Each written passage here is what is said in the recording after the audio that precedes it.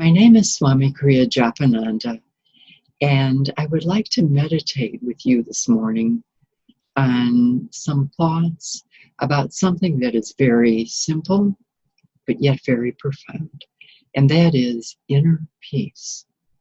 Inner peace. Goswami Kriyananda said, "You should not be disturbed by the tempests that arise in your life. Great souls are not disturbed by outer storms. Face them with calm, peace, inner quietude, and wisdom. The storms will pass!" Exclamation. Continue on your path to happiness. And he always spoke about the path of happiness as the path to self-realization or God realization. But being happy today as you travel to your enlightenment, not overlooking today. I think at this time in our lives, where things are so uncertain and there's so much apprehension, that we need inner peace more than ever. We need to attune to eternal values, especially at this time. Help, but do what we can, change what we need to, but don't let all of this happening pull you away from your inner peace and your spiritual goals. They are not mutually exclusive.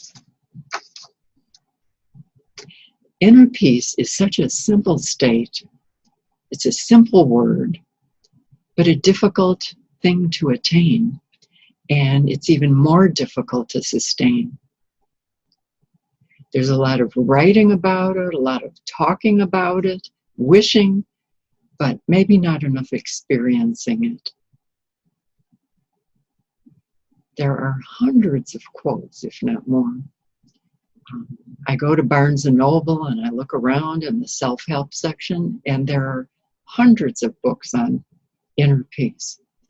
The Lazy Man's Guide to Inner Peace, 101 Steps to Inner Peace, How to Find Inner Peace, Ways to Find Inner Peace, 10 Seconds to Find Inner Peace. Books can be life-changing. They really can. They're wonderful. They're God's gift to humanity. Books and teachers can inspire us to look for inner peace, but they really won't or can't give you inner peace. And so the key message of this meditation this morning is to say that you have to do it. Just like I say, I have to do it. You have to take all those teachings in the books and from our guru, from Goswami Kriyananda, from all the teachers that you have, and we need to live them. Live those teachings. You have to place yourself in a spiritual position so that you are receptive to inner peace. You have to take the time to let it be in your life. You have to create a space in your life for time to cultivate inner peace. And you can. You can. Kriyananda said that these teachings of peace and balance, happiness, are not for theological discourse. These teachings are to be lived. And it's something I think that we all on the spiritual path struggle with. How do we live these beautiful teachings? And they really are. You hear them, you read about them, talk about them, and they're really beautiful up there. But we need to bring them down here. And it is difficult to live them when you are head to head and nose to nose with life experiences. But it's really then that they come to the forefront. And we see what the steps that we need to take to get there. We see ourselves more clearly and what we need to move to live those teachings. And we try. I think we are sincere. We sometimes stumble, but as Kriyananda said, get up, dust yourself off, and start all over again. And don't look back. Keep looking forward towards the goal. Before Kriyananda transitioned, a few weeks beforehand, and I think we knew that he was going to leave us, that he would not be here for very long. And because of all the history that I've had with the temple and with him, and the years of incredible activity, I sent him an email to him in France, and I thanked him for everything that he gave me, grateful for everything that he gave me. And I said to him, Kriyananda, I wish I had done things differently. And he sent me an email back, and he said, I wish I had done things differently too. He said, but it is through our mistakes that we learn, is it not?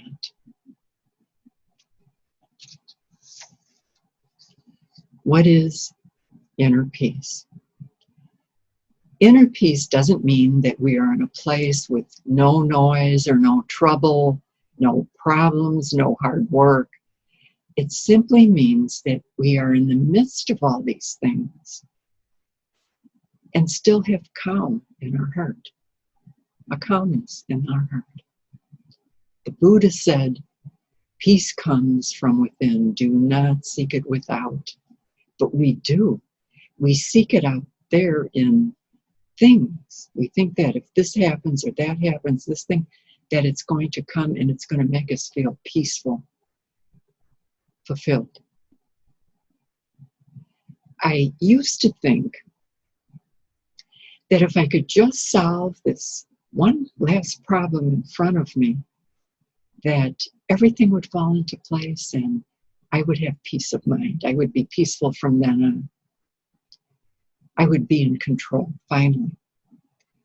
But it got kind of confusing because I kept feeling like I was a cat chasing after its tail.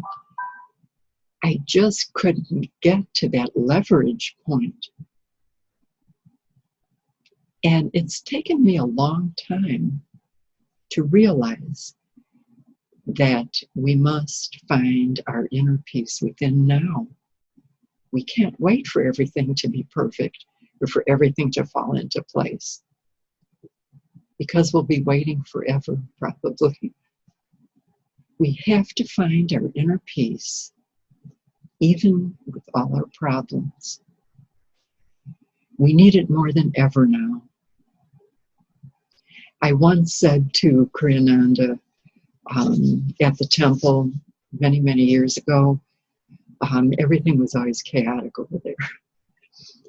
I said, Kriyananda, how can I be peaceful when all of this is going on? And I kind of thought he would be a little comforting and say, yes, it is chaotic here and there is a lot going on. And he said to me, discipline yourself. That was his answer. And as with many of the things that he said to us that we didn't always like, sometimes we remembered more those things which kind of pinched rather than those things which kind of pumped us up a little bit. And so it is about self-discipline. We have to do it. Kriyananda once said that life is a hurdle race. And he said that when he was young, he told the story all the time at his meditations, that when he was young, he said that he was running a hurdle race. And he said he came upon this big hurdle and he jumped over it perfectly. He did a really good job. He was so proud of himself. And he said, I had to turn around to take a look at the hurdle that I did. He says, I turned around and he said, I kept running. And he said, I wound up tripping on the next hurdle. He said, you can't always look back and be proud of what you did. You got to keep going. And life really is a hurdle race. And it reminds me of the story of the church bench. And as you know, if you've been in the temple, as you walk in the door in the vestibule, there's a church bench. It's a really nice one. Kriyananda purchased it from an antique store. And I remember one day when I was managing many, many years ago, and I was standing by the cloakroom, and I could see people coming in the door. I was watching the front desk. And a man came in with a huge dog. All I saw was the man and the dog. And I thought, oh no, now what? And so the man and the dog walked in, and I thought, I don't want to hurt the man's feelings, but he can't go in the temple with the dog. And I didn't want to hurt his feelings, but I didn't want Kriyananda either. So, but then as he started coming closer, and I was really young and didn't understand a lot at that time, I saw and found out he was blind. This was a seeing eye dog. And of course he can go down in the temple. And it turned out he was a beautiful seeing eye dog and was very, very peaceful and still. And so they went down with them. Everything was okay. I came up and my head was full of thoughts about it. And I felt kind of funny, and I looked, and there was a man sitting on the church bench, and he was looking at me with an amused look. And he said to me, there's always a problem to solve, isn't there? And I said, yes, there is. And that experience will always remain kind of dear to me because it had such nice symbols in it. And I've learned that that man was right. Life is one problem after another. Doesn't mean there's anything wrong with life. That is the nature of living in life. And it's about maintaining your inner peace throughout all those problems continuously. I used to think when you got older that things kind of leveled off and it was all better, but I don't think that that's the case. Life really is one problem after another. We tend to think that when everything falls into place, then I'll find my inner peace. But the spiritual law of self-conscious awareness is this: when I find my inner peace, then everything will fall into place. And I've learned that that is one of the magical laws of self-conscious awareness and is key in living a good life. It is key. I wished I had learned it earlier, but I didn't. Emotional energy creates problems, pushes away solutions, creates problems. And balanced, linear energy draws solutions toward you. It doesn't always happen right away. Solutions don't come right away. but they do. And so we try to maintain our calmness and our balance in our life, and things will go better.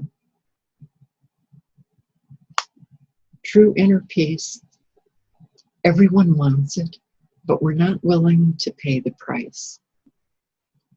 So this morning, I'm suggesting to you to recommit to the spiritual path, recommit to taking time daily to intern, to meditate, to find that quiet place within yourself that you call inner peace. We set aside time to eat, for sure, but we don't set a time aside to feed our spiritual soul. Do it. Make inner peace a priority in your life. That is where it is at. True inner peace is resting in or near our spiritual self. It's a radiation from the inner self. It's not pleasure, and it's not because something happened external to you. It's a spiritual state. However, there's always howevers and buts, right? However, inner peace has degrees. And there are degrees, like there's degrees to everything. And so, just like when you go in a restaurant, you can perceive the smell and the fragrance of the cook making toast. It smells good. And the closer you get to the kitchen, the greater the fragrance. And it's the cook who gets the most intense experience of the toast. So we meditate, we turn inside to move in the direction of the spiritual self. And in that direction, we find inner quiet and inner calm. What is inner peace? Kriyananda called inner peace a linear state of being, non-emotional. In reality, it is your natural state of being. It is your birthright. Awareness of the Atman within yourself is your birthright. In Kriya Yoga, we talk about the spiritual spine, and we talk about drawing energy up the spiritual spine, and we talk about circulating it and pulling away from emotions and mental scatteredness and distractions, and moving into a linear state of being. And then we make contact with a pure, peaceful state of awareness at the core of that spiritual spine, at the core of our being. And we talk about Ananda, Ananda, Ananda, the bliss of being. Pure inner peace is Ananda, Ananda, Ananda, Ananda, or Ananda. It's the bullseye of the targeted self-realization. The kitchen, God's kitchen. The reality, the divine essence within us is the embodiment of bliss, as it says in the beautiful Upanishads. But, like a magnet, our thoughts and our emotions and our life, they try to pull us away from it. And they probably usually succeed. And they get us involved, and we get enmeshed in the world. We forget. We forget our self-awareness. We forget ourselves. And the thoughts and the emotions become more tantalizing, and they become our reality. They become more powerful in grabbing our attention. And so we need to be vigilant on the spiritual path. We need to guard our inner peace, if we want to keep it. What are some of the techniques for inner peace? There are countless techniques and thoughts and ideas, and I'll share a few of them with you that I have found meaningful. And as always, we like to share that which we find meaningful in the hopes that it helps other people, that it will help you in some way. First meditation is internal meditation techniques each and every day. And I use in my teaching of students the technique called anapanasati, or watching the breath. And it is the core of one of the Kriya techniques, the Hamsa Kriya. And I personally think it is one of the simplest, yet one of the most powerful of mystical techniques for peace of mind. The breath is quieting and peaceful, and we know in yoga the breath is sacred. It's considered holy. It's life. The Indian poet Kabir said, "Peace lies within the breath." One of the wonderful things about watching the breath technique, or Hamsa Kriya, is that you can do it anywhere. You can do it all the time, except driving, of course. You can do it anywhere that's safe. It shifts your attention to a calm energy, to the breath, to the quietness and the beauty within the breath, and it shifts your focus away from your thoughts and your emotions, and it keeps you in the eternal now. If there's anything that brings you into the eternal now, it's the breath. The breath. I think in order to sustain our inner peace, we need right thinking and right actions. And so right now, what we'll do is do the anapanasati technique, the watching the breath. And we'll turn our head to the left, double exhale, bring the head forward, lift the energy up here to the meditation point between the eyebrows, and watch the breath. Meditate. And if your mind wanders, if your awareness wanders, just bring it back to focus. And I have the gong. And when we'll do it just for 2 or 3 minutes. I'll sound the gong. We'll sit quietly and then continue. And so turn the head to the left. Bring your head forward. Lift your awareness, lift the energy up through the heart. Open the heart. Lift it up to the point between the eyebrows. And begin to watch the breath. The mind wanders, gently bring it back to focus. And begin.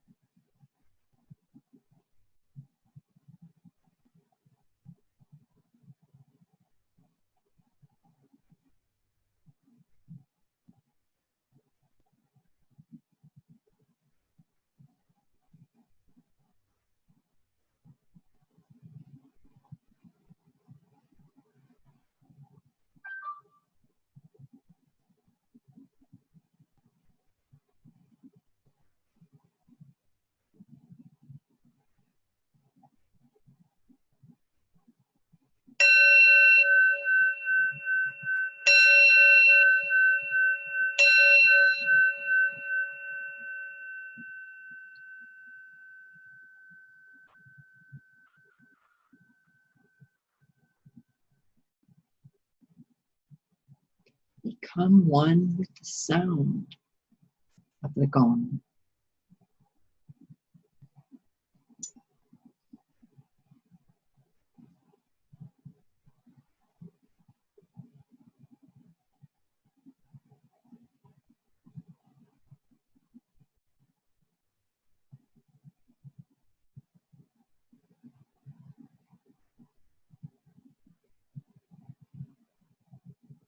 Om Shanti, Shanti, Shanti.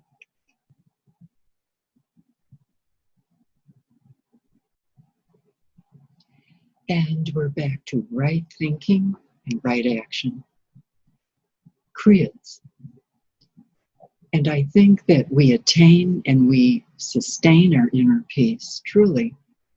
And we sustain our peace and balance by continually being thankful for what we have daily, consciously. Not just, oh, I'm grateful, but consciously being thankful to life. The mind tends to gravitate down towards negativity. It's like a magnet, and it draws us downward. But each of us has a wealth of people and loved ones, not only here on this earth plane, but beyond. We have experiences, things in our lives that make us wealthy, and it doesn't have to be monetary wealth. Face life with a grateful heart and the realization that your life, my life, your life, despite all the pain and the problems and the setbacks, the fears, the struggles and the ups and the downs, all of that life is beautiful too. It isn't just all negativity. How life works is incredible if you look at it. And we do have wonderful moments too. Kriyananda called this the garden of God.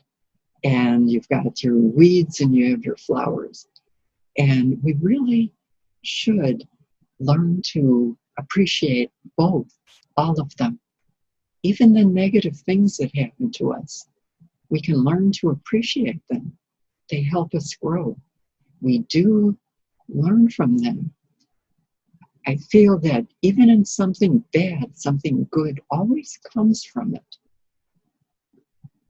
Be grateful for your life that you have. Be grateful for life.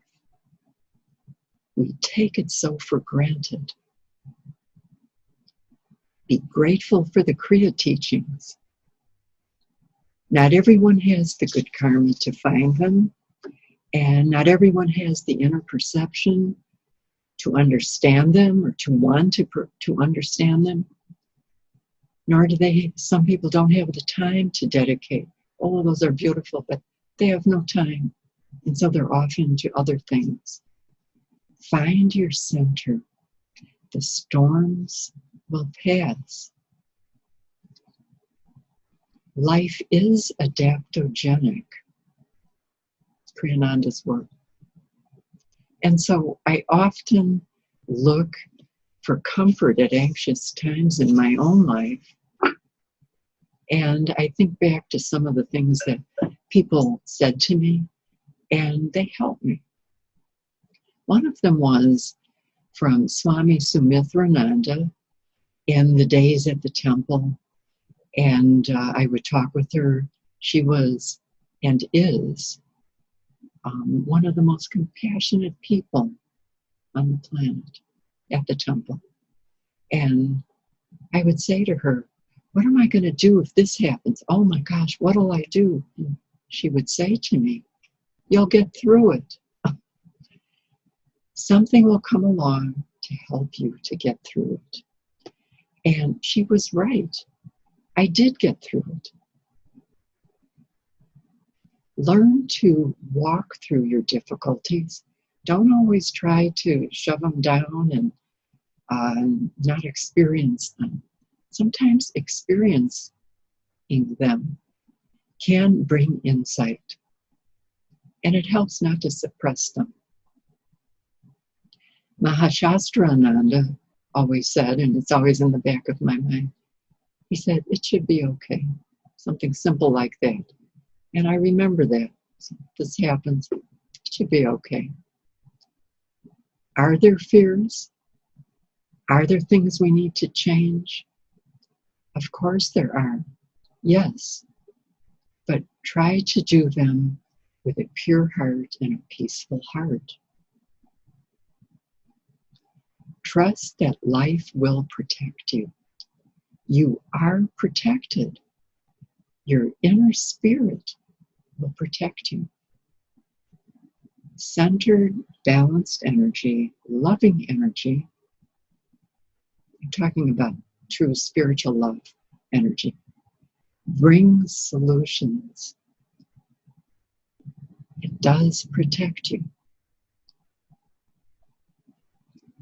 Don't use today's energy to solve tomorrow's problem. Right energy will be there tomorrow to help you solve the problems of tomorrow. Don't borrow sorrow from tomorrow. Trust the universe. Remember, there's the law of Utu Dharma. Kriyananda talked about that all the time, and I always loved that. Because he said that when things would get so out of balance that they could only go so far out of balance, and then they would come back in. And there's so many levels to this. This Utu Dharma, it exists within each one of us.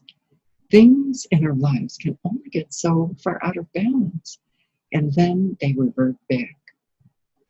And you might even say, even our physical body can only get so far out of balance. And it isn't forever, because we wind up leaving our physical body as a balancing mechanism and as a release, as a relief.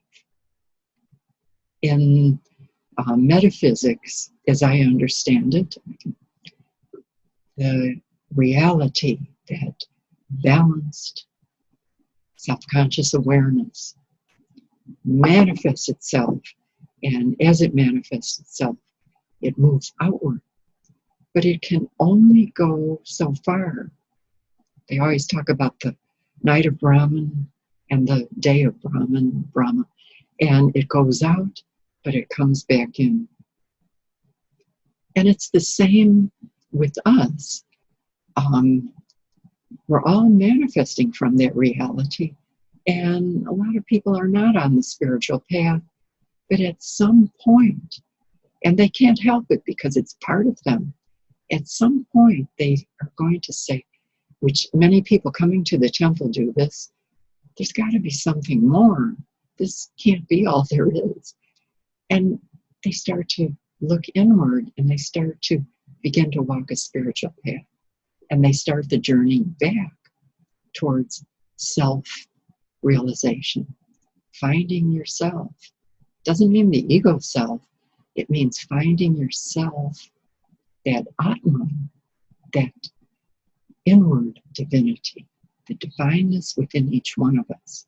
If you're breathing, if you're moving, if you're talking, you have that divinity within you. Inner peace is really a byproduct of accepting life as it is, processing life as it is, not as you want it to be. Doesn't mean that there aren't things that you don't want to change or that you want to make different, okay, and do it. But we accept that that's the way it is. Inner peace means to stop fighting and struggling against the flow of life. And I've capitalized it, capital F, capital L. Sometimes there is a predominant flow of life in some of the events that come into our life. And it's something meant to happen. It will happen. We can't stop it. And that flow of life is stronger than any person's will. It's a silent, quiet flow, but very, very strong. And we can't really stop it. And so sometimes we need to recognize when that flow of life is operating and when it's prominent in our life. And we use our intuition to recognize it and to flow with it and to let that flow into our lives. Right thinking, the Kriya of right thinking. And we have to learn to accept ourselves, and I believe we have to learn to care tenderly, inwardly, about our own being, not just out there. In psychology, they talk about this self-dislike.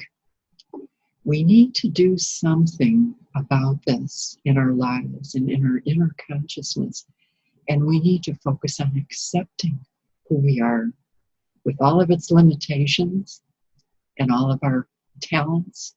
We need to accept ourselves. If you say you love someone out there, but you dislike yourself, at the core, something is wrong. It needs to change. Once when I was driving with Kriyananda down Lakeshore Drive, we were going down to Hyde Park. I asked him, I said, Kriyananda, what is enlightenment? And he said, it means not feeling pressure. And then I said, Kriyananda, how important is self-esteem on the spiritual pathway? And I asked him because it's something that I've always struggled with and had to deal with. And I thought I would like to know what he has to say about this. And I thought probably that he would kind of maybe fluff it off a little bit and talk more in terms of spiritual experiences. But he said to me, you mean on a scale from 1 to 10, 10 being the most important? And I said, yeah. And he said, well, he said, I would say that it's about a 15 plus. And I was actually kind of surprised to hear that, but I was so relieved, and I was just kind of awe-inspired, because now I realize self-esteem is a prerequisite towards the reality, towards finding that inner being, that inner self. We need to learn to appreciate ourselves, to respect ourselves, and to find happiness within ourselves. Limitations and talents and everything. And now I would like to go back to the Anapanasati and meditate for a couple of minutes, and then return and do the meditation technique to end this meditation. And I again have the gong, and we'll begin. Same thing.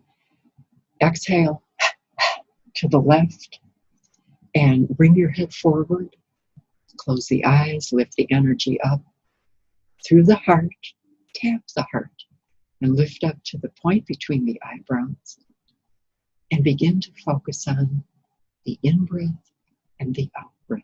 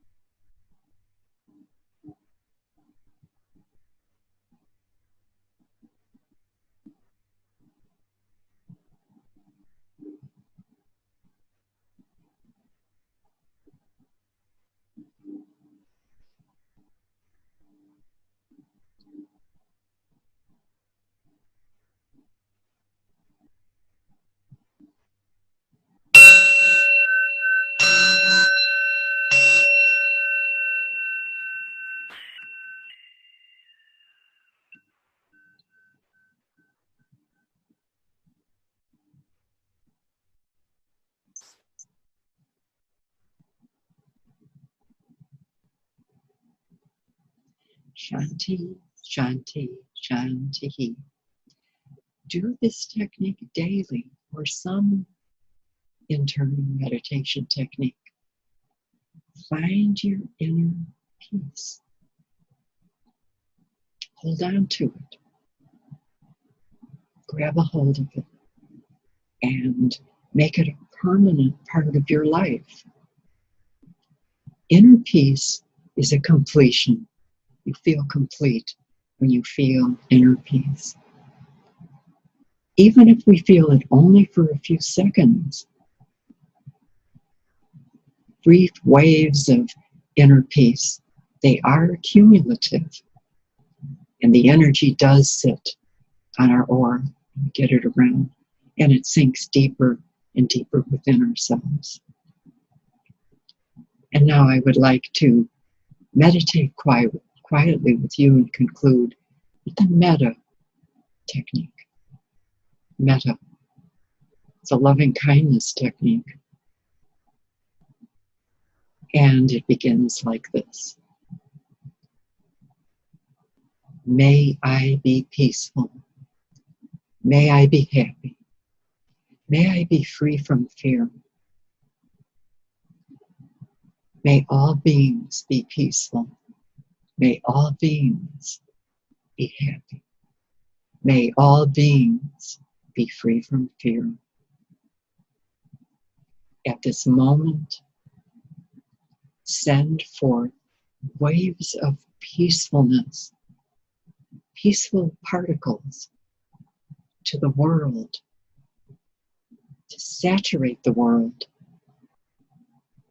that those who may attune to it may turn around in consciousness and become more peaceful, more loving, more balanced. Send waves of peacefulness to each sentient being, to each earthling, that they may find hope, that they may find peace, that they may find understanding, that they may find awakening. Namaste, and I thank you for being here. Deepest Shanti.